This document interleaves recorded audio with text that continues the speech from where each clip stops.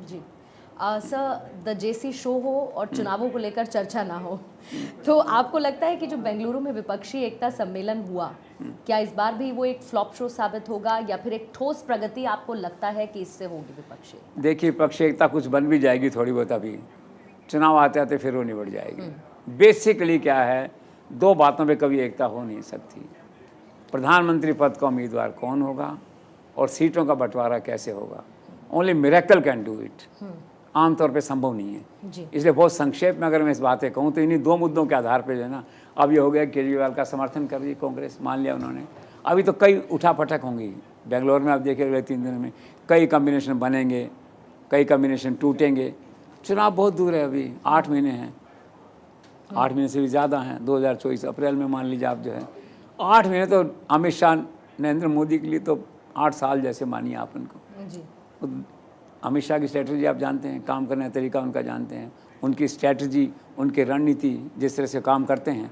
आज ही देखिए 2 लोग फिर शामिल हो गए, किसी ने तो बुलाया नहीं ना, खुद ही चले गए, पासवान और दूसरे दया सिंह के नाम उनका, चले गए, कुछ और चले जाएंगे। चर्चा तो यहाँ तक चलती है कि ऐसा नहीं हो कि नीतीश कुमार ही चले जाएं, चर्चा चलती है। मैं नहीं कहता कि ऐसा होगा, दैट वे है। अभी चर्चा थी आज कि झारखंड के मुख्यमंत्री जा रहे हैं, और चर्चा थी ऐसे। तो देखिए ये कॉम्बिनेशन इस तरह का, बेसिक बात क्या है कि जो स्थायित्व तो है सरकार का, जो डिसाइसिव लीडरशिप है, वो केवल अब नरेंद्र मोदी और उनके कारण से भाजपा के पास है। तो थोड़े दिन लोग प्रयोग करते हैं, साथ में रहते हैं, फिर साथ टूट जाता है, फिर रास्ता ढूंढते हैं वापस आने का, फिर एनडीए में खड़े हो जाते हैं, थोड़े दिन फिर किसी बात पे मन भरा, फिर चले जाते हैं, फिर वापस आ जाते हैं। अल्टीमेट डेस्टिनेशन एनडीए बन गया है, अमित शाह बन गए हैं एक तरह से जो है, तो आते जाते हैं। मुझे नहीं लगता कि बेंगलोर अधिवेशन के बाद कोई ऐसी बड़ी घटना होने वाली है। और आप देखिए महाराष्ट्र का देख लीजिए आप, शरद पवार के उसमें जो है, अब कल सब लोग चले गए शरद पवार के यहाँ माफ़ी मांगने और ये कहने के लिए साहब आप आइए, पार्टी को एकजुट रखिए। क्या संकेत है इसमें, क्या संकेत है? क्या शरद पवार भी एनडीए में जा रहे हैं क्या? एक बात है ना, बात चलती है।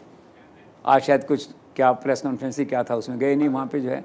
तो बहुत ही जटिल काम है, और इसकी रचना करने वाले लोग और वो करने वाले लोग जो है खुद इतने परेशान हो जाते हैं, इसके ऑथर हैं विपक्षी एकता वाले जो हैं, फिर एक दिन छोड़ देते हैं उसको।